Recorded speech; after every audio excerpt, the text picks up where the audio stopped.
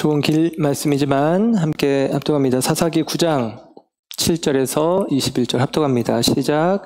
사람들이 요담에게 그 일을 알림해 요담이 그리심 산 꼭대기로 가서 서서 그의 목소리를 높여 그들에게 외쳐 이르되 세겜 사람들아 내 말을 들으라. 그리하여야 하나님이 너희의 말을 들으시리라. 하루는 나무들이 나가서 기름을 부어 자신들 위에 왕으로 삼으려 하는 감람나무에게 이르되 너는 우리 위에 왕이 되라 하매 감람나무가 그들에게 이르되 내게 있는 나의 기름은 하나님과 사람을 영화롭게 하나니 내가 어찌 그것을 버리고 가서 나무들 위에 우쭐대리오 한지라. 나무들이 또 무화과 나무에게 이르되 너는 와서 우리 위에 왕이 되라 하매 무화과 나무가 그들에게 이르되 나의 단 것과 나의 아름다운 열매를 내가 어찌 버리고 가서 나무들 위에 우쭐대리오 한지라. 나무들이 또 포도나무에게 이르되 너는 와서 우리 위에 왕이 되라 하매 포도나무가 그들에게 이르되 하나님과 사람을 기쁘게 하는 내 포도주를 내가 어찌 버리고 가서 나무들 위에 우쭐대리오 한지라. 이에 모든 나무가 가시나무에게 이르되 너는 와서 우리 위에 왕이 되라 하매 가시나무가 나무들에게 이르되 만일 너희가 참으로 내게 기름을 부어 너희 위에 왕으로 삼겠거든 와서 내 그늘에 피하라. 그리하지 아니하면 불이 가시나무에서 나와서 레바논의 백향목을 사를 것이니라 하였느니라. 이제 너희가 아비멜렉을 세워 왕으로 삼았으니 너희가 행한 것이 과연 진실하고 의로우냐? 이것이 여롯바알과 그의 집을 선대함이냐? 이것이 그의 손이 행한 대로 그에게 보답함이냐? 우리 아버지가 전에 죽음을 무릅쓰고 너희를 위하여 싸워 미디안의 손에서 너희를 건져냈거늘 너희가 오늘 일어나 우리 아버지의 집을 쳐서 그의 아들 70명을 한 바위 위에서 죽이고 그의 여종의 아들 아비멜렉이 너희 형제가 된다고 그를 세워 세겜 사람들 위에 왕으로 삼았도다. 만일 너희가 오늘 여룻바알과 그의 집을 대접한 것이 진실하고 의로운 일이면 너희가 아비멜렉으로 말미암아 기뻐할 것이요 아비멜렉도 너희로 말미암아 기뻐하려니와 그렇지 아니하면 아비멜렉에게서 불이 나와서 세겜 사람들과 밀로의 집을 사를 것이요 세겜 사람들과 밀로의 집에서도 불이 나와 아비멜렉을 사를 것이니라 하고 요담이 그의 형제 아비멜렉 앞에서 도망하여 피해서 브엘로 가서 거기에 거주하니라. 아멘. 아멘. 자리에 앉으십니다. 오늘 이 아침에 하나님의 사랑하심과 은혜가 저와 여러분 가운데 함께하는 줄 믿습니다. 우리가 사사기를 계속 살피고 있고 오늘 12번째 시간이고요. 아비멜렉이라는 제목으로 말씀을 전합니다. 그전에는 제목을 달 때 사사 운니엘, 사사 에훗, 사사 삼갈, 사사 드보라, 사사 기드온 그랬는데 오늘은 그냥 사사라는 말을 빼고 아비멜렉. 기드온의 아들인 아비멜렉이 이스라엘의 지도자가 되는데 그는 사사의 지위를 받지 못하는 거예요. 스스로 왕, 자칭 왕이 되어져서 그는 이스라엘을 구원으로 인도하는 것이 아니라 파멸로 인도하는 사람이기 때문입니다. 오늘 말씀의 제목은 아비멜렉, 부제는 가시나무. 요담이 가시나무 비유를 이야기하는데 그 비유 속에 있는 가시나무가 이 아비멜렉을 이야기하고 있습니다. 우리가 사사기를 보면서 흐름을 같이 이어가고 있는데요. 기드온이 70명의 아들을 낳았고 그래서 기드온이 70명의 아들을 낳았으니 아들, 딸로 생각을 해보면 많은 아내가 있었을 것이다.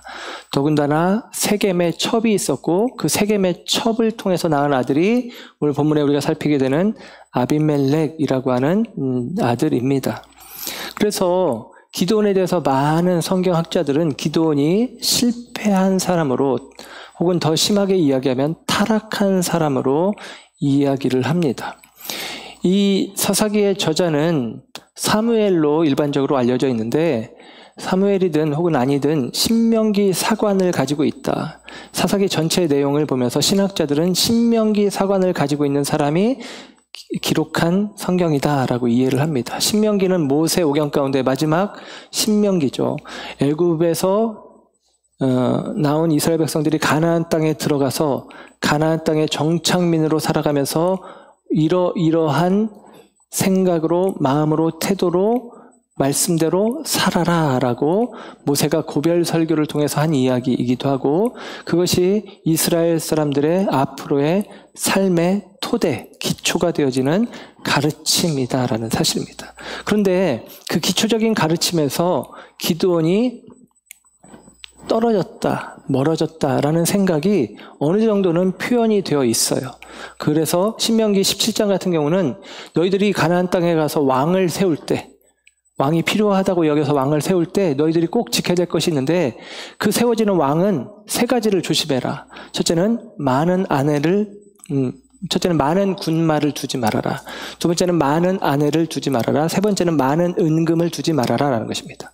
근데 이 세 가지에 다 실패한 왕이 있는데 솔로몬입니다. 다윗의 아들 솔로몬이 애굽에서 많은 군마를 수입하게 되어지고, 그리고 누구보다도 많은 아내를 거느리게 되어지고, 또한 솔로몬 시대의 은이 발길에 채일 정도로 많았다고 표현하면서 은금이 많아졌습니다. 그래서 사람들은 그 마음을 하나님을 의지하는 마음에서 자기들의 손에 붙잡힌 것들을 의지하는 마음으로 변질되기 시작하고, 결국은 북이스라엘과 남유다로 솔로몬 이후에 나라가 분열되어지는 거예요. 그래서 오늘 기드온의 모습도 보면 이 많은 아들들을 통해서 많은 아내가 있다는 것을 추측하고, 그리고 이 전리품들을 다 내놓으라고 해서 그것들을 취해서 우리식으로 표현하면 호의호식하면서 먹고 살았다라고 해석을 하는 경우들이 있습니다. 그런데 저는 그렇게 해석하지 않았어요. 지난 시간에 말씀을 드렸지만 기드온은 분명히 그런 모습이 있습니다. 기드온이 금 에봇을 만든 것도 기드온이 꼭 잘한 것만은 아닙니다.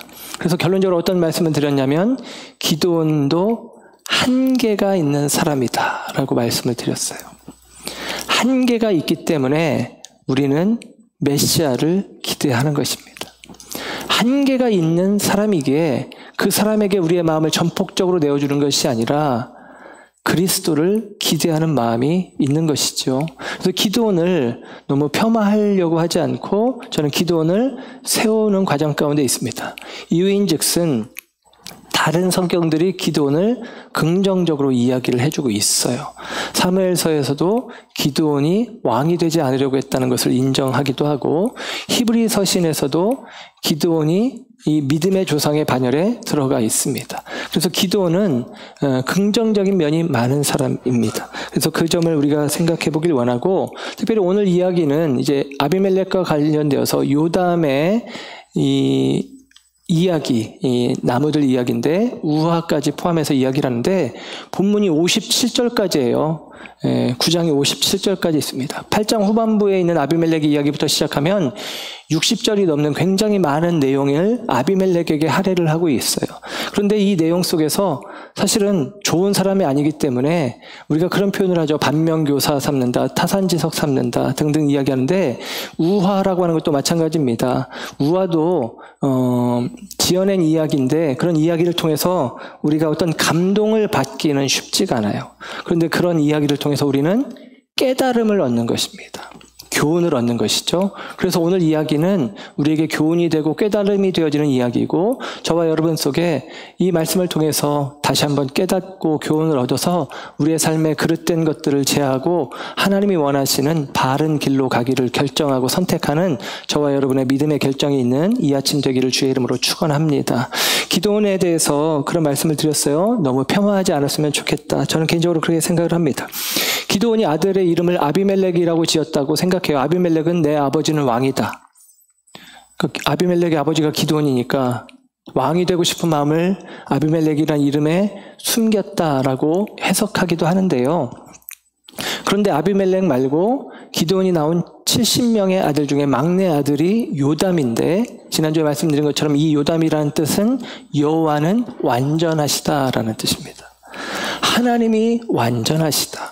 여러분, 기드온이 조울증 환자처럼 이랬다 저랬다 내가 왕이 되고 싶었다. 아니다. 하나님만 완전하시다. 왔다 갔다. 이런 사람처럼 여겨지지 않고 저는 기드온이 요담의 이름을 통해서 기드온의 신앙을 표현했다고 저는 생각을 합니다.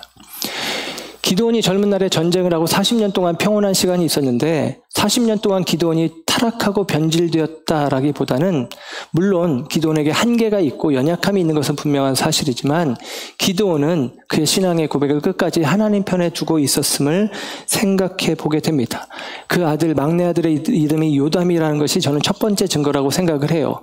두 번째로는 기드온이 죽은 후에 성경의 기록 속에 기드온이라는 이름 대신에 여룻바알이라는 이름이 계속 쓰입니다. 그래서 8장의 후반부 9장 전부에서는 여룻바알의 아들 아비멜렉, 여룻바알의 아들 70인 이런 식으로 여룻바알이라는 이름이 강조가 돼요. 기드온의 별명이기도 하면서 여룻바알은 바알과 싸우는 자라는 뜻이잖아요. 그러니까 이 성경을 기록한 사람이 기드온을 평가하면서 기드온이 죽은 이후에 기드온을 평가하면서 표현하기를 그는 여룻바알이라고 평가하는 것이죠. 그러니까 기드온은 바알과 싸우는 것입니다. 바알을 사람들이 숭배하는 까닭은 자기 욕망 때문이에요. 자기 욕심을 투영하는 것입니다. 그러니까 자기 욕망과 끝까지 싸운 사람이 기드온이다라고 인정을 해주는 거예요. 성경 저자의 인정인 동시에 저는 하나님의 인정이라고 생각을 합니다. 또 하나는 기드온에 대해서 오늘 본문의 3절에 죄송합니다. 본문에 앞서서 여호수아 8장 33절에 보면 기드온이 이미 죽음에 그랬더니 사람들이 바알을 섬겼다. 바알브릿을 섬겼다라고 이야기합니다. 이 말을 거꾸로 이야기하면 기드온이 살아있을 동안에는 바알을 섬기지 않았다라는 내용이 되는 거예요. 그러니까 기드온이 살아있는 동안에는 사람들 마음 가운데 자기 욕심을 따라 자기 정욕을 채워줄 만한 또 다른 신을, 눈에 보이는 신을 쫓아가고자 하는 마음들이 있었는데 기드온이 눈 뜨고 있으니까 차마 그렇게까지는 못한 것이죠. 그래서 앞부분에 보면 기드온이 만든 금 에봇을 사람들이 은밀히 위했다라는 거예요.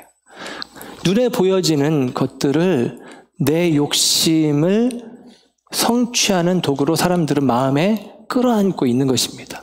그 마음들이 있었지만 기드온이 살아있는 동안에는 차마 그렇게까지는 못했는데 기드온이 죽자마자 사람들은 발걸음을 옮겨서 바알브릿을 섬기는 데로 나아갑니다. 바알브릿은, 바알이라는 말은 우리가 많이 들어봤고 브릿은 언약이란 말이에요. 언약의 바알. 여러분 원래 이 언약이란 말은 하나님께 쓰는 말이잖아요. 언약의 하나님이거든요. 우리가 보고 있는 성경이 테스먼트, 언약입니다. 약속입니다. 약속의 하나님이거든요. 근데 약속의 바알이라고 하면서 그냥 우상단지였던 이 바알을 더욱더 견고하고 온전한 믿음 체계로, 고등 종교 체계로 만들어서 사람들이 마음을 내어주는 방향으로 가고 있는 거예요. 그래서 오늘 본문 속에서 이제 요담이 이야기를 하는데 요담이 한 이야기가 결국 맞아떨어지거든요. 그러니까 요담의 이야기가 하나님이 지시하는 이야기고 요담의 이야기가 진실에 해당하는 이야기인데 요담이 여호수아 8장 죄송합니다. 요담도 그런 이야기를 이제 9장에 하고 또 8장에서도 이미 그런 이야기가 있는데 8장 35절에 보면 또 여룻바알이라 하는 기드온이 이스라엘에 베푼 모든 은혜를 따라 그의 집을 후대하지도 아니하였더라. 이스라엘 사람들이 여룻바알의 집을 후대하지 않았다. 후히 대하지 않았다라고 표현을 해요. 그러니까 이 부분이 나중에 이제 요담이 지적하는 부분이거든요. 너희들이 아비멜렉을 취한 것이 여룻바알의 집을 위함이냐 아니냐 이렇게 이제 묻는 질문으로 나아가는데 한마디로 말하면 이스라엘 백성들은 기드온 곧 여룻바알의 집을 후대하지 않았다라는 것입니다. 이것을 다른 말로 표현하면 배은망덕했다라는 거예요. 은혜를 베풀었는데 이스라엘에 베푼 모든 은혜를 따라 후대하지 않았다. 은혜를 따라 대하지 않았다. 배은망덕했다라고 이야기를 하는 것입니다. 그래서 여러분 이 이야기는 이런 이야기로 저는 여겨집니다. 기드온이 이스라엘을 구원하는 구원자 사사로서의 역할을 충실하게 감당했고 자기를 왕 삼으려고 하는 마음을 돌이켜서 하나님만이 왕이시다 하면서 기드온의 부족함이죠. 기드온의 실수입니다. 그 메봇을 만들어서 사람들이 이 미디안 사람들에게서 빼앗은 그 금과 또 다른 어떤 장식, 우상 장식들을 빼앗아서 그것들의 사람들의 마음에 빼앗기지 않도록 상징물로, 하나님의 구원의 상징물로 그 메봇을 만들었어요. 그러나 그것도 실수이고 잘못입니다. 그런 방식으로라도 사람들의 마음을 붙잡으려고 했던 것이 기드온입니다. 그런데 그 기드온에 대해서 사람들은 이제 등져버리는 것이죠. 그래서 이 오늘 본문의 이야기의 어떤 배경은 기드온이 배신을 당하고 있는 거예요. 그 배반당하는 기드온은 구원을 베푸셨음에도 배반당하시는 하나님을 우리에게 보여주고 있는 것입니다. 하나님은 은혜 베푸셨고 구원하셨고, 하나님은 독생자를 내어주셨고, 하나님은 여전히 우리에게 대하여 용납하시고 사랑하시는데도 불구하고 우리는 끊임없이 그 하나님의 은혜를 망각하고 눈에 보여지는 내 욕망을 채울 도구를 향하여 끊임없이 다름질하고 있는 배신의 장미 같은, 배신의 가시를 품고 있는 우리들의 인생을 보여주는 이야기가 오늘 아비멜렉의 이야기다라고 하는 사실입니다. 아비멜렉은 스스로 왕이 되고 싶었습니다. 그는 세겜의 첩의 아들 서자이기 때문에 서자가 겪게 되는 어떤 좀 이렇게 억울한 삶을 살아서인지 누구보다도 더 욕심이 많은 사람이라고 보여집니다. 그가 왕이 되고자 하는 마음을 가지고 우리가 읽은 본문 앞부분 9장 1절부터의 내용을 보면 내용이 많아서 간략하게 설명드려야 되는데, 자기 외갓집에 가요. 얘기를 합니다. 세겜 사람들에게, 세겜의 첩이니까 세겜 사람들에게 여러분들이 잘 설득하십시오. 70명, 기드온의 아들 70명이 왕이 되는 게 좋습니까? 내가 한 사람이 왕이 되는 게 좋습니까? 한번 사람들에게 잘 물어보시고 생각하라고 해보십시오 라는 것입니다. 더군다나 나는 세겜 출신입니다. 여러분의 고륙입니다 라고 이야기를 합니다. 사람들이 그 이야기를 듣고 생각했어요. 생각해보니까 머리가 70명인 것보다 한 명이 가벼울 것 같아요. 내 머리 위에 70명이 있는 것보다. 그리고 생각했습니다. 그래, 아비멜렉은 세겜에 어머니가 있으니까, 우리 동네 사람이니까 우리한테 더 낫겠지라고 생각하는 것입니다. 뭐예요? 나는 너희의 형제다. 세겜 사람들이 반응합니다. 너는 우리의 형제다 라고 반응해요. 그래서 그들이 함께 손을 잡게 되어집니다. 오늘날도 이런 거 많죠? 우리가 남이가 경상도 사람들은 경상도에서 대통령이 나와야지, 전라도 사람들은 전라도에서 대통령이 나와야지, 충청도 사람들은 이제 한 번쯤은 충청도에서도 대통령이 나올 때가 된 게 아니냐라고 이야기를 하는 것처럼 지역 감정이죠. 그런 감정들을 고조시키면서 사람들의 마음을 얻기 시작합니다.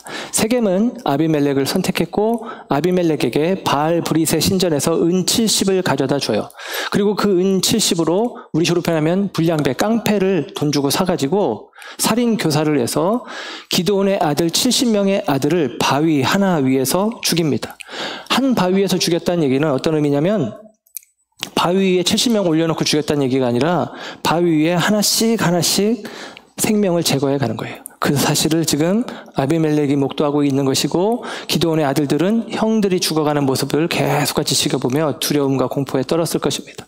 그만큼이나 잔인하고 그만큼이나 치밀한 게 바로 아비멜렉이다라고 이야기를 해주고 있는 거예요. 그 아비멜렉이 그렇게 세겜 사람들과 마음을 합하여 우리 식으로 표현하면 반역을 일으켜서 왕의 자리에 오릅니다. 아비멜렉을 세겜에 있는 상수리나무 아래에서 왕으로 세웠다라고 이야기를 합니다. 이 세겜의 상수리나무도 의미가 있는데 이따가 시간이 되면 설명을 드리겠습니다. 여러분, 여기에서 사람들이 이런 질문 앞에 섰죠. 70명이 너희를 다스리는 게 낫냐? 한 명이 다스리는 게 낫냐라는 질문입니다. 그리고 세겜 사람들은 선택을 했습니다. 한 명이 낫겠다, 세겜 출신이 낫겠다라고 선택을 한 것이죠. 그래서 그들이 왕을 세웠습니다. 그런데 사사기 전체의 큰 주제의 내용은 뭐냐면 그 시대에 사람들 가운데 왕이 없으므로 자기 소견에 옳은 대로 행하였다라고 하는 것입니다. 왕이 없으므로, 기준이 없으므로, 판단이 없으므로 자기 소견에 옳은 대로 행하였다라고 하는 것이 사사기 전체의 평가예요. 사사시대 전체의 평가가 그것입니다. 자기 소견에 옳은 대로. 여러분, 지금 세겜 사람들은 그들 스스로 생각하고 판단했지만 그들의 생각은 자기 소견에 옳은 대로입니다. 이걸 조금 다른 말로 이야기하면 자기에게 이익되는 대로 그들은 생각하고 판단한 것입니다. 누가 더 내게 이익이냐라고 생각한 것이죠. 자기 눈에 좋아 보이는 그것을 선택하는 것이 세상의 이치입니다. 우리 눈에 좋아 보이는 것, 내 소견에 보는 바에, 내 눈에 보여지는 바에 좋아 보이는 것을 선택하는 것이 세상의 이치입니다. 그것은 은혜를 떠나버린 자들의 모습이에요. 여기서 우리는 이런 생각을 해보고자 합니다. 우리는 공교한 질문 앞에 넘어지는 일들이 많아요. 공교하다라고 하는 말은 재치 있고 교묘하다라는 말인데요. 좋게 표현해서 재치 있고 교묘하다라는 것인데 들어보면 그럴싸한데 아주 교묘한 뒤틀린 질문, 이게 공교한 질문이에요. 오늘 본문 속에 아비멜렉이 이 공교한 질문을 던집니다. 70명이 너희를 다스리는 게 낫냐? 내가 다스리는 게 낫냐? 라고 묻죠. 여러분, 이것은 사실은 바른 질문 같지만 뒤틀려 있는 질문입니다. 예를 들면 우리 가운데 이런 일들이 있을 수 있어요. 하나님께서 우리가 부자로 살기를 원하시겠느냐? 가난뱅이로 살기를 원하시겠느냐? 여러분, 이 질문 앞에 우리는 하나님이 가난뱅이로 살기를 원하시지 않을 것 같은 생각이 들죠. 부자로 살기를 원하신다라는 생각을 쉽게 할 수 있습니다. 그런데 여러분, 부자로 사는 것이 하나님의 뜻입니까? 물론 저의 뜻은 우리 성도님들이 다 부자로 살기를 원합니다. 풍족했으면 좋겠고 평안했으면 좋겠어요. 그렇게 기도하고 있습니다. 그런데 정말 하나님의 뜻이 우리가 다 부자로 사는 것이 하나님의 뜻이냐? 가난뱅이가 되는 것은 절대 하나님의 뜻이 아니냐? 바울은 마게도니아 교회가 극심한 가난 속에서도 풍성한 연보를 했다고 칭찬을 합니다. 예수님은 과부가 2렙돈을 드린 것을 그 재산의 전부를 드렸다고 인정해 주십니다. 마게도니아 교회 성도가 2렙돈을 드린 과부가 불행한 인생들이냐? 성경의 평가는 절대 그렇지 않습니다. 바울은 빌립보서 4장 13절에 내게 능력 주시는 자 안에서 내가 모든 것을 할 수 있다라고 이야기할 때 나는 슈퍼맨이다라고 이야기한 것이 아니라 그 앞에 내용을 보면 내가 부함에 처할 수도 있고 비남에 처할 수도 있다라는 거예요. 이것은 내게 아무런 문제가 되지 않는다. 나는 어떠한 상황 속에서도 하나님의 사람으로 살아낼 수 있다라고 하는 믿음의 고백인 것입니다. 그러면 여러분, 저와 여러분에게 부자가 되는 것이 하나님의 뜻입니까? 가난뱅이가 되는 것이 하나님의 뜻입니까? 라고 하는 질문 속에 어쩌면 이것은 공교한 질문으로 우리의 생각을 흩뜨려뜨리는 경우가 되기도 한다라는 것입니다. 아비멜렉의 질문이 그런 것이었어요. 70명이 너희를 다스리는 것이 좋냐? 혼자 다스리는 것이 좋냐? 그런데 여러분, 성경 어디에도 이 기드온의 아들 70명이 내가 왕이 되어야 되겠다라고 말한 사람은 없습니다. 오히려 그 형들의 이름은 기록되지 않았지만 요담의 이름을 통해서 여호와가 완전하시다. 그 의미는 뭐예요? 하나님만 온전하시다, 하나님만 왕이시다, 그런 의미 아니겠어요? 오히려 그들의 신앙의 고백이 그 고백에 가까울 수 있습니다. 그런데 아비멜렉은 내 아버지는 왕이다 하며 그 이름이 어떤 성경학자의 견해로는 아버지가 지어준 이름이 아니라 기드온은 일 저지르고 가버렸고 그 어머니가 욕심으로 지은 이름이 아니냐라고까지 이야기를 합니다. 그래서 내용 속에서는 우리가 이 질문이 옳은 듯 하지만 뒤틀린 질문이요. 이 뒤틀린 질문은 우리에게 뒤틀린 생각을 가져오는 것입니다. 결국은 그릇된 생각으로 잘못된 야합으로 기드온의 집에 배은망덕한 모습을 보이게 됩니다.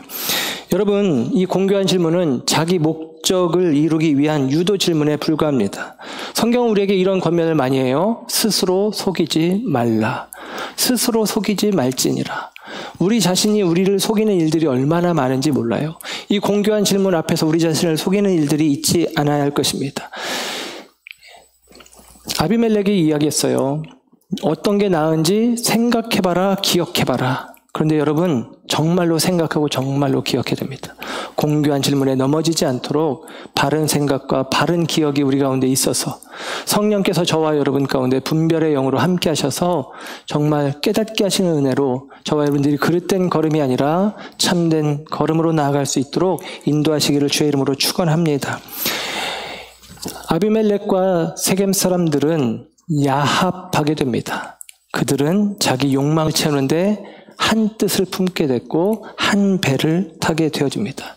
그리고 그들은 그들에게 은혜 베풀었던 기드온의 집을 후대하지 않고 기드온의 70명의 아들을 죽이는 것으로 그들의 욕심을 채워가기 시작합니다. 결과적으로 기드온의 아들 가운데 막내 아들 요담이 도망을 쳤었는데 오늘 우리가 읽은 이야기는 요담이 세겜 사람들에게 한 이야기를 들려주면서 예언, 곧 저주의 예언을 하는 것이 바로 오늘 본문의 이야기입니다. 요담이 도망을 쳤어요. 그리고 도망치는 과정 가운데 그리심산 위에서 오늘 보면 7절에 보면 그리심산 꼭대기에서 세겜 사람들에게 외쳤답니다. 이스라엘 평야 중간 부분에 세겜이라고 하는 곳이 있고 이 세겜은 영적으로 굉장히 중요한 지역입니다. 세겜은 우상의 자리이기도 하지만 은혜의 자리이기도 해요. 이 세겜에 아브라함이 처음으로 제단을 쌓았고 그리고 야곱이 돌아와서 머물고 제단을 쌓은 것도 세겜이기도 하고 또 세겜에서 야곱이 어려움을 겪기도 합니다. 출애굽한 이스라엘 백성들이 여호수아가 출애굽한 이스라엘 백성들을 이끌고 가나안 정복 전쟁을 마치고 나서 가나안 정복 전쟁을 하기 전에 이 중요한 어떤 한 가지 모세의 유언을 성취하는데 그게 그리심산 에발산에서 12지파를 각각 6지파씩 세우고 거기에서 그리심산에서 축복을 에발산에서 저주를 선포하는 사건이 여호수아 8장에 나옵니다. 그래서 그리심산에서는 축복의 메시지를 에발산에서는 저주의 메시지를 선포하게 되어지는데요. 여호수아 8장에서는 재미있는 게 에발산, 저주의 산에 제단이 쌓여집니다. 제단이.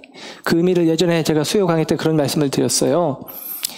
제단은 죄를 사하는 제사거든요. 죄 사함을 받기 위한 제사인데 에발의 제단이 놓였다는 것은 우리 모두는 사실은 저주받을 인생들이죠. 우리는 다 죽어야 마땅한 인생들인데 이 에발산, 저주의 산에 놓여진 제단을 통해서 죄 사함을 받는 것입니다. 그래서 우리는 그리심의 축복의 자리에 서는 거예요. 그런데 오늘 이야기는 그것과 빗대어서 그리심산 위에 요담이 서서 세겜 사람들에게 세겜을 향해서 외치는 것입니다. 저주의 말을 하는 거예요. 축복의 산에서 저주의 말을 하는 것입니다. 그 의미가 무엇이겠습니까? 저는 이렇게 이해가 됩니다. 우리가 저주받을 인생이었는데 하나님의 은혜로 축복의 자리로 옮겨졌습니다. 근데 그 축복의 자리에서 우리는 축복을 받는 게 마땅한데 여러분 우리가 축복받아야 되는데 축복받지 못하는 경우들이 있어요. 무엇입니까? 은혜를 은혜되게 하지 못할 때입니다. 지금 요담이 하는 이야기는 이것입니다. 너희가 은혜를 은혜되지 못하게 하고 있으니 너희는 축복이 아닌 저주, 너희들이 원하는 축복의 결과가 아닌 저주의 열매가 너희에게 맺힐 것이다 라고 이야기하는 것입니다. 그들이 은혜를 입었지만 배은망덕했잖아요. 여러분 우리의 신앙도 마찬가지입니다. 우리가 하나님의 은혜 가운데 있죠. 죽을 수밖에 없었던 우리들이 구원을 얻었습니다. 하나님의 은혜로 우리가 하나님의 자녀된 자리에 서 있습니다.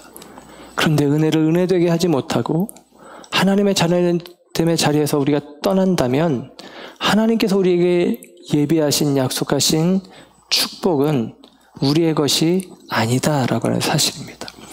여러분 깨달아야 합니다. 은혜를 은혜되게 살아가는 삶이 우리에게 요청되고 있고 그것이 오늘 요담의 우화 속에 담겨져 있다라고 하는 사실이에요. 요담이 이야기를 들려줍니다. 우화죠, 우화. 나무들이 모여서 회의를 해서 왕을 세우려고 했대요. 그래서 첫 번째 감람나무에게 갑니다. 감람나무, 우리 왕이 되죠? 싫어. 나는 기름을 통해서 하나님을, 사람을 영화롭게 하는데 이것으로 충분해. 나는 너희들 위해 우쭐되지 않을 거야 라고 이야기합니다. 두 번째로는 무화과에게 찾아갑니다. 무화과 나무도 이야기합니다. 나는 달고 아름다운 실과를 맺는데 이것으로 충분해. 왕이 되지 않을 거야. 포도나무에게 찾아갑니다. 나는 하나님을 기쁘시게 하고 사람을 기쁘게 하는 새 수르의 열매, 포도 열매를 맺는데 이것으로 충분해. 나는 왕이 되지 않을 거야. 너희 위에 우쭐되지 않을 거야. 그랬더니 나무들이 이번에는 가시나무를 찾아가서 말해요. 왕이 되어줄래? 그래, 내가 왕이 되어줄게. 아비멜렉입니다. 내가 왕이 되어줄게. 너희들은 내 그늘에서 와서 쉬어라. 여러분, 가시나무가 그늘이 있습니까? 우리는 가시나무 그러면 아카시아를 생각하면서 그늘이 질 수 있겠다 싶지만 팔레스타인 지역에는 이 가시나무는 그냥 말 그대로 가시 줄기만 있습니다. 높이도 30cm에서 60cm 정도로 아주 낮습니다. 거기 무슨 그늘이 있겠습니까? 그런데 그늘이 되어줄 테니 내게로 와서 쉬어라. 너희들이 만약에 나를 왕으로 삼지 않으면 그 가시나무에서 불이 나가서 너희를 해하리라. 너희들이 나를 왕으로 안 세우면 너희들 망한다. 내가 너 가만 안 두겠다. 그렇게 이야기를 했다라는 거예요. 아비멜렉에 대한 우화인 것이죠. 그러고 나서 이 우화의 이야기를 들려주고 나서 요담이 그런 이야기를 합니다. 세겜 사람들아, 너희들의 선택이 옳다면, 너희들이 의로운 것을 선택했다면 아비멜렉으로 말미암아 너희들이 잘 되고 아비멜렉도 너희로 말미암아 잘 되겠지만 만약에 너희들이 잘못 선택했다면 아비멜렉으로 말미암아 불이 너희에게 임하고 너희로 말미암아 불이 아비멜렉에게 임할 거야 라고 이야기를 하고 무서워서 도망쳐 버렸어요. 근데 결론으로 이야기하면 요담의 이야기대로 그대로 되어집니다.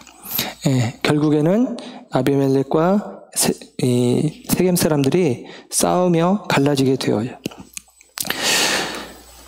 아비멜렉은 이번에 그런 노래가 나왔더라고요. 안치환이 라는 그 가수가 아이러니라는 노래를 발표했는데 가사 내용 가운데 그런 게 있어요.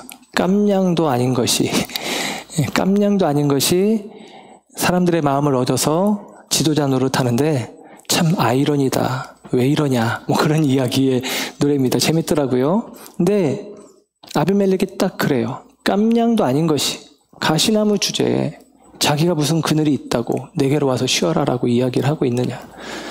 말도 안 되는 것이죠. 그 자기 욕심에 사로잡힌 그릇된 지도자, 스스로 왕된 아비멜렉 아래서 사람들은 어려움을 겪게 되는 것입니다. 여러분, 요담이 이야기한 대로 아비멜렉이 불을 쏟고 그리고 세겜 사람들이 불을 쏟게 되어지는데 오늘 읽은 본문 다음에 22절 이하의 말씀을 보면 3년 만에 이 아비멜렉과 세겜 사람들의 연대는 깨어지게 됩니다. 파국을 맞이하게 되고 자중질환 가운데 들어가게 되고 서로를 향한 적대감을 드러내고 서로에게 대하여 불을 쏟아놓기 시작합니다. 세겜 사람들이 처음에는 아비멜렉이 합당하다고 여기고 아비멜렉을 세우게 되었는데 그 아비멜렉을 세우고 나서 아비멜렉에게 대하여 이제는 반대자의 자리에 서요. 아마도 실망한 것 같아요. 아비멜렉을 세우면 세겜에 도움이 될 줄 알았는데 아무 도움이 없는 것이죠. 왕으로 세우면, 대통령으로 세우면 잘 먹고 잘 살게 해줄 줄 알았는데 별거 아니구만 하면서 이제 반대의 자리에 서게 됩니다. 그리고 그 과정 속에 아비멜렉과 계속같이 척을 지는 과정 가운데 이 틈을 타고 아비멜렉이 했던 것처럼 똑같은 모습으로 에벳의 아들 가알이라는 사람이 등장을 해요. 이 사람은 아마도 이 사막을 횡단하는 상인 중에 대상인 중에 하나가 아닌가 싶은데 이 가알이라는 사람이 아비멜렉이 공교한 질문으로 사람들의 생각을 뒤틀었던 것처럼 똑같은 질문으로 뒤틉니다. 야, 아비멜렉이 너희를 통치하는 게 좋냐? 아비멜렉도 어쨌거나 기드온의 아들이 아니냐? 왜 우리가 기드온의 아들의 통치를 받아야 되느냐? 차라리 이 세겜 땅에 하몰이라고 하는 족장의 후손들의 통치를 받는 게 낫지 않겠느냐라고 이야기를 합니다. 이 세겜 땅의 하몰, 이게 창세기 34장에 나왔던 이야기인데요. 이 하나님의 백성들을 괴롭게 하는 존재들입니다. 그래서 이제 야곱의 딸 디나가 이 세겜의 족장 하몰의 아들인 세겜이라는 하몰의 아들에게 겁탈을 당한 이야기가 창세기 34장에 나오는데, 그 이후에 이제 세겜 땅을 떠나면서 세겜의 상수리나무 아래에 이 야곱의 자녀들이 갖고 있었던 우상을 다 빼앗아서 그것을 상수리나무 아래 묻고, 그리고 세겜 땅을 떠나요. 영적인 자리입니다.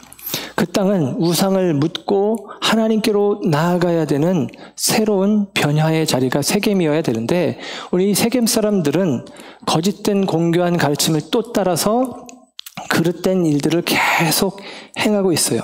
그래서 세겜 사람들이 이 가알이라는 사람의 이야기를 듣고, 아, 그렇다, 어차피 아비멜렉도 기드온의 아들인데 하면서 마음을 떠나고, 결국 아비멜렉이 그 이야기를 알아듣고 이 세겜 사람들을 한마디로 말하면 다 쳐버립니다. 세겜성을 쳐버려요.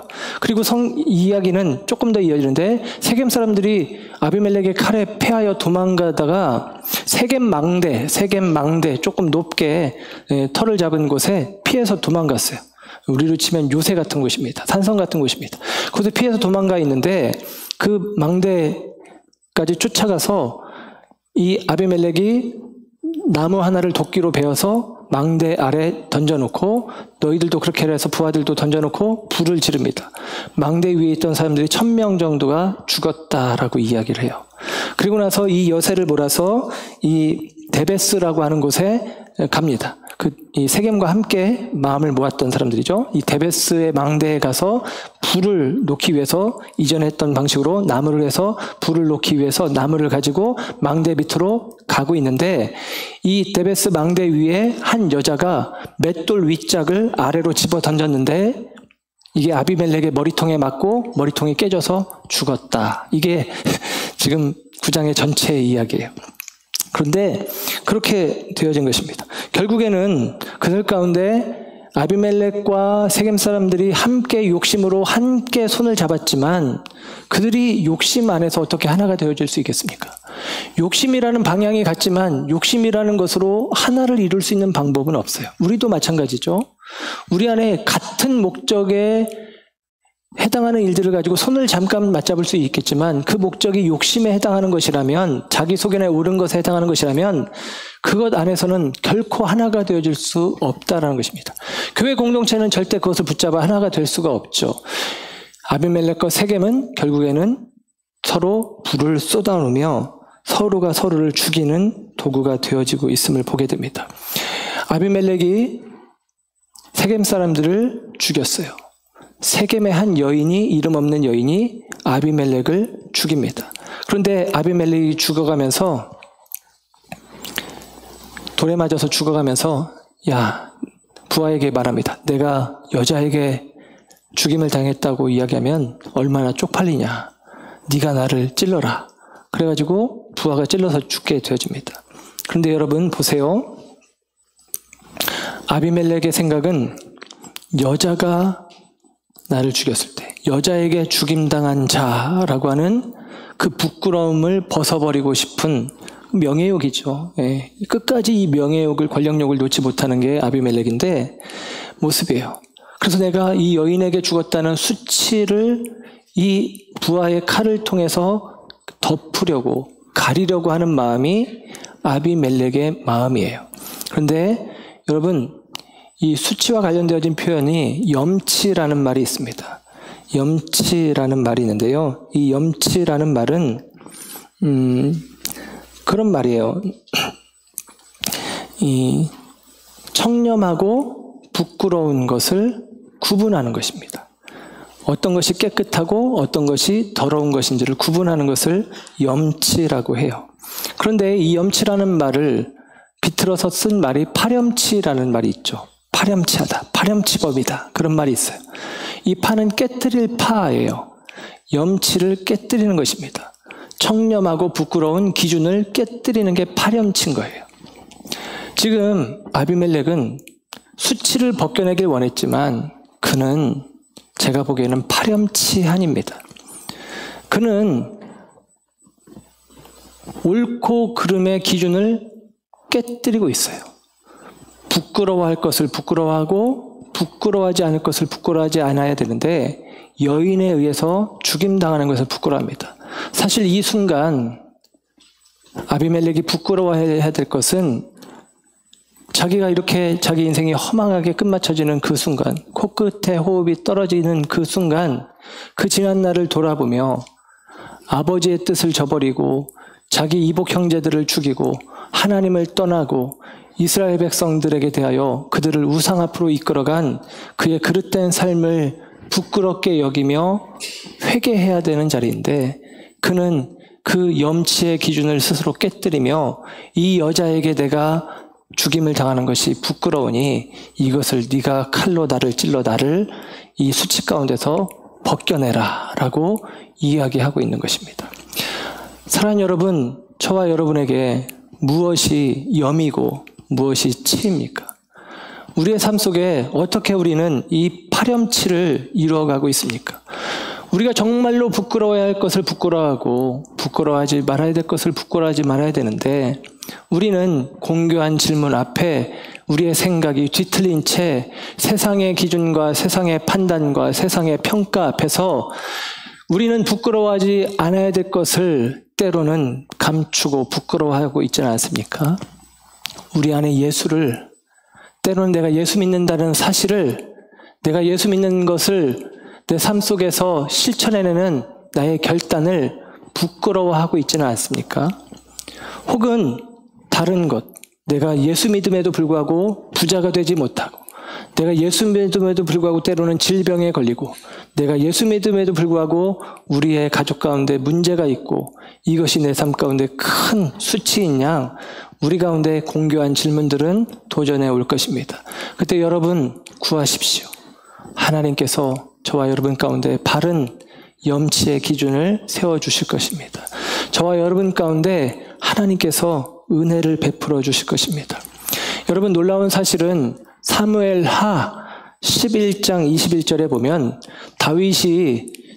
다윗도 그때는 나쁜 놈 다윗이에요. 나쁜 놈 다윗이 자기가 밧세바를 범한 것을 숨기기 위해서 우리아를 전쟁터에 내보내서 극렬한 전투 가운데 죽게 하는 명령을 요압에게 내렸는데 요압이 전쟁에서 우리아를 잃고 전쟁에 패한 다음에 사신을 보내서 왕에게 보고를 할 때 그 사신에게 이렇게 이야기합니다.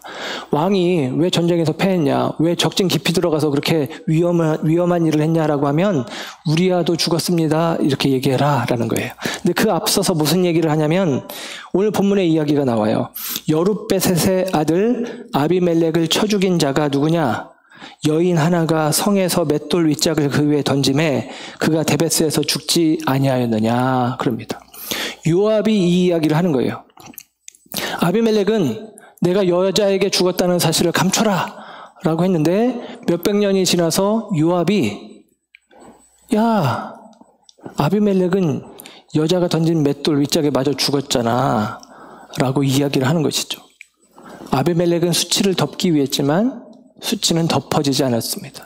수치를 없애길 원했지만 그 수치는 없어지지 않았어요. 그의 인생의 영원한 수치로 그대로 남는 것입니다. 여러분, 아비멜렉이 세겜을 향해서 불을 쏟아놓고 세겜이 아비멜렉을 향해서 불을 쏟아놓는 과정, 그렇게 서로 손을 잡았던 사람들이 자중질환 속에 서로 등지고 서로를 향하여 가시체가 되어지는 이 과정 속에서 성경의 이야기는 23절의 말씀을 보면 이렇게 기록이 되어집니다. 23절에 보면 하나님이 아비멜렉과 세겜 사람들 사이에 악한 영을 보내심에 하나님이 아비멜렉과 세겜 사이에 악한 영을 보냈다라는 것입니다. 이 악한 영이 히브리어로는 루아흐라는 말인데요.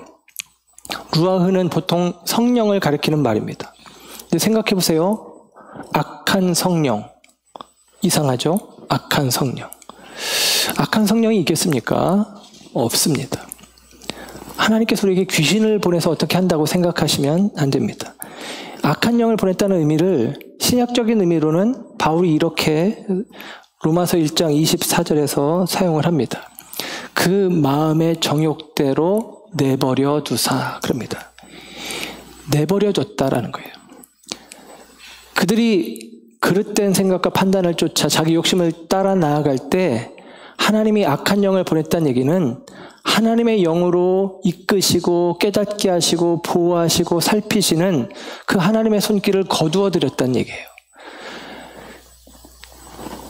자기 소견에 오른 대로 마음의 정욕대로 하나님이 내버려 두셔서 당신의 손길을 거두실 뿐입니다. 그게 영적인 의미로는 악한 영을 우리 가운데 보내셨다라는 의미예요. 그러니 하나님의 이끄심이, 깨닫게 하심이, 알게 하심이 사라진 그들은 자기 소견에 오른 대로 자기 욕심을 따라 자기 정욕을 쫓아 분쟁하고 다투고 싸우고 죽이고 불을 쏟고 가시를 흔드는 모양이 그들의 모양이 되어지고 있다라는 사실입니다.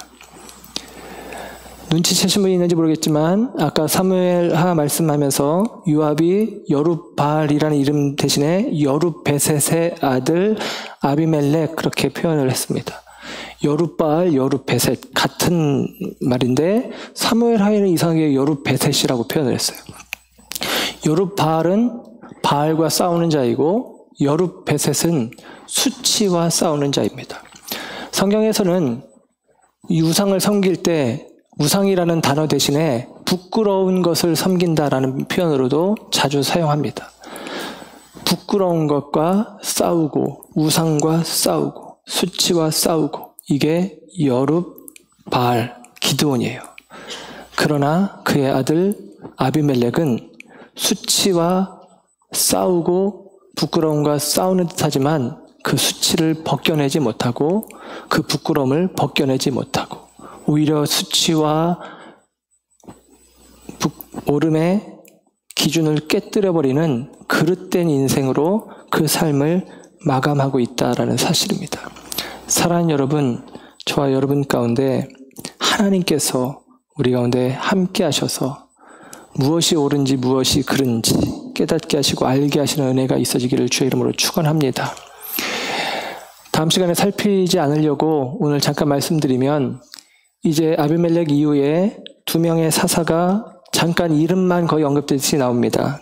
돌라와 야일 10장에 나오거든요. 그 다음에 입다라는 사사가 나오는데 입다의 이야기는 우리가 또 자세히 살필 것입니다. 이 돌라와 야일은 굉장히 간단하게 기록이 되어 있어요.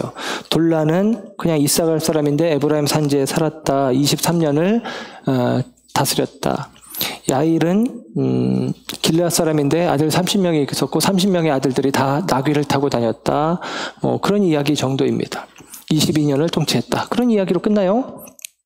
근데 그들이 이 돌라와 야일의 이야기 속에서 아주 특이한 점은 그들이 이스라엘의 구원자가 되었다라고 이야기하는데 누구로부터 구원했다는 얘기가 없어요.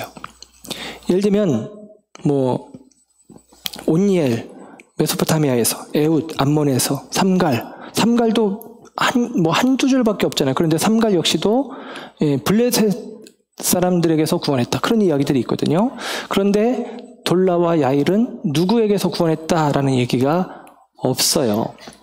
그래서 팀 켈러 목사님은 이 부분을 이렇게 해석을 해주었는데 이런 것입니다. 돌라와 야일은 아비멜렉이 이스라엘의 악한 왕으로서 아비멜렉 시대가 이스라엘이 그냥 자중질환 속에 무너져 버린 거예요. 그래서 이 돌라와 야일은 이스라엘에게서 구원한 자다라고 이야기를 합니다. 저는 100% 공감합니다. 때로는 우리의 바깥으로부터 오는 그 환난에서 우리를 건져내는 은혜가 필요할 때가 있지만 우리 스스로 공교한 질문 속에 그릇된 판단 속에 자기 욕심 속에 스스로 무너진 우리들을 다시 견고하게 일으켜 세우는 구원자의 역할을 하는 이들도 있다라는 사실입니다. 어쩌면 저와 여러분에게는 이 구원자가 필요하겠죠.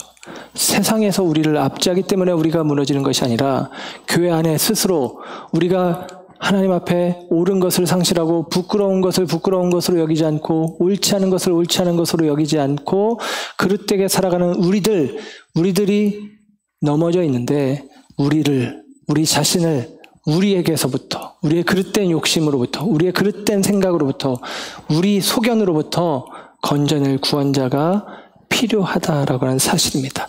사랑하는 여러분, 저와 여러분이 다른 무엇보다도 우리 스스로에게서 나의 욕심과 나의 정욕과 나의 거짓된 판단 속에서 내 소견에 옳다 여기는 그것으로부터 구원되어지기를 주님의 이름으로 축원합니다. 주님께서 말씀으로 깨달음으로 오늘 우리에게 주어진 이 교훈의 말씀으로 저와 여러분 가운데 깨닫게 하셔서 우리 스스로에게서부터 우리 자신을 구원하시는 하나님의 은혜 가운데로 나아가는 믿음의 결단이 있어지기를 주님의 이름으로 축복합니다. 기도하겠습니다. 사랑과 은혜가 풍성하신 아버지 하나님,